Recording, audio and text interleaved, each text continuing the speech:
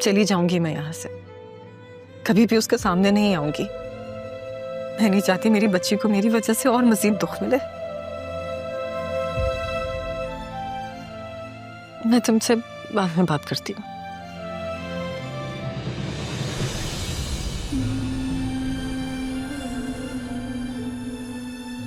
राहा,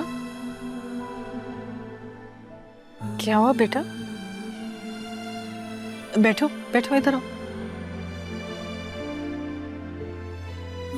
क्या बात है? सारी जिंदगी मुझे आपकी ममता नहीं मिली, और अब जब मिली भी है तो आप अब जाने की बातें कर रही हैं।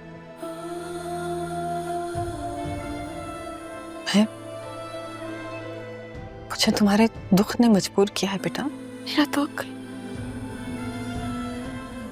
कोई इस चीज का एहसास क्यों नहीं होता कि मेरे पास माँ नहीं थी पूरी जिंदगी। नाना जान के प्यार में सब कुछ था, लेकिन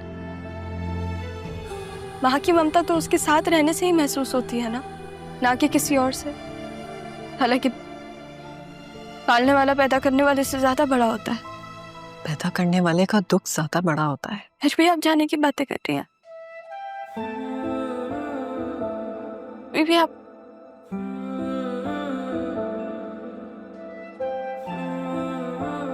ठीक है, जाए, चली जाए आप। नाना जान भी मुझे छोड़ के चलेगा, आप भी चली जाए। वैसे भी मुझे अकेले रहने की आदत है। नहीं, अगर तुम कहोगी तो मैं कहीं नहीं जाऊंगी। मैं नहीं चाहती कि आप जाए। यहीं तुम्हारे पास रहूंगी। बस मैं चाहती हूँ कि तुम खुश रहो। और वैसे भी जुम्मे को तुम्हारा निकाह है ना सरयून से। मुझे ये निकाह नहीं करना, मैं नहीं कर सकती। राहा, ये तो पापा की ख्वाहिश। पता है मुझे। वो अगर मुझसे जान मांग ले तो मैं उन्हें अपनी जान दे देती। आप मांग के देख लो, मैं इनकार नहीं करूंगी, पर मैं ये निकाह नहीं कर सकती। मगर क्यों? अरमान से मोहब्बत करती हूँ। अरमान?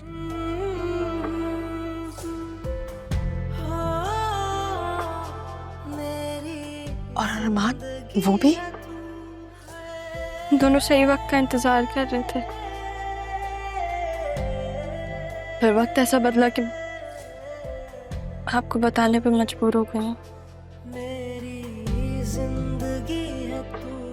अगर एक ऐसा इंसान है ना मामू जान और नाना जान के बाद जिसको मैंने सच्चे दिल से पसंद किया, तो वो अरमान है। अरे हमेशा उसके बारे में सोचा हमने, मैं किसी और के बारे में सोच ही नहीं सकती, अब चाहे वो ज़रियून हो या कोई भी हो।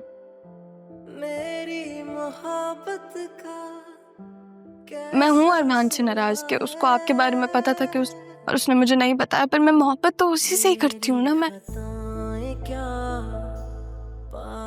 नाना जान की आखिरी ख्वाहिश मेरी जान ले लेगी। क्या करूँ?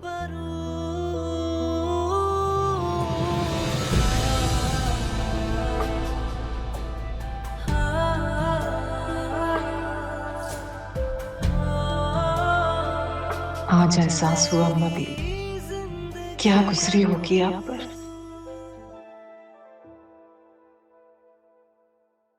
अरे वसीम भाई, आप यहाँ क्या कर रहे हैं?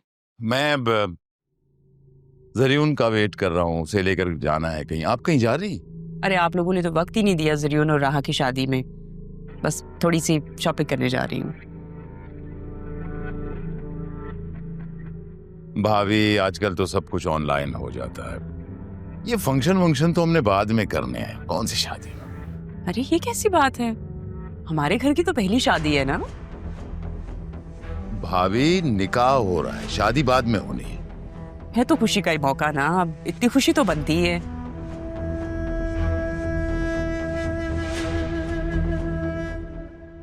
आपसे एक बात पूछूं, अगर आप माइंड ना करें तो? तारा की और आपकी कितने अरसे बाद मुलाकात हुई है?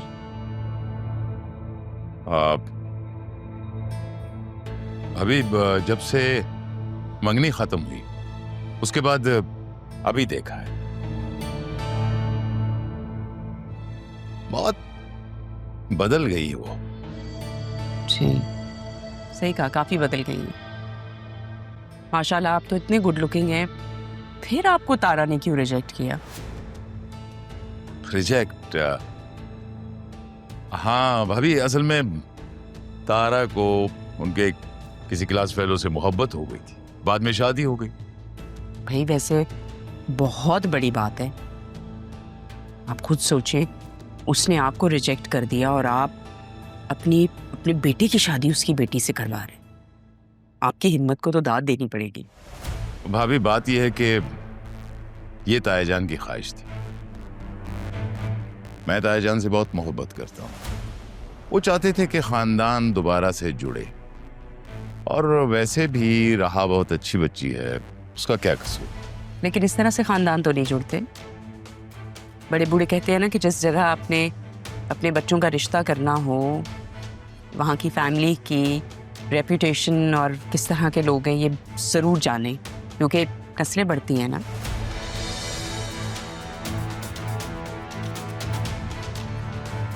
वैसे आपको एक बात बता दूं, जैसे मैंने अपनी बतूल की परवरिश की है ना, एग्जैक्टली ही वैसे राहा की भी की है, कोई कमी नहीं छोड़ी। हाँ है, मतलब थोड़ी सी रूड है, बात कर देती है, सोचती नहीं है इतना, करती है बदतमीजी, लेकिन ठीक है, अपने दिल की बुरी नहीं है। अब मेरी बतूल को देखें आप, बहुत ही सिंपल है, बहुत बहुत ओबीडियंट है, और सबसे बड़ी बात ये जो घर है, प्रॉपर्टीज, जो भी बिजनेस, सब उसी का है, इकलौती वारिस है। भाभी, तायाजान बहुत असूल परस्त आदमी थे। मेरी बात हुई थी उनसे, बहुत कुछ सोचा था उन्होंने राहा के लिए, लेकिन वक्त ने मोहलत नहीं दी।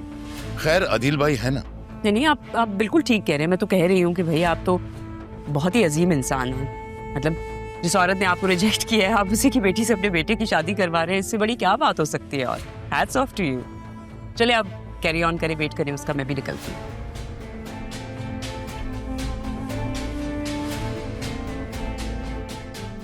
रिजेक्ट, लेकिन किसके लिए?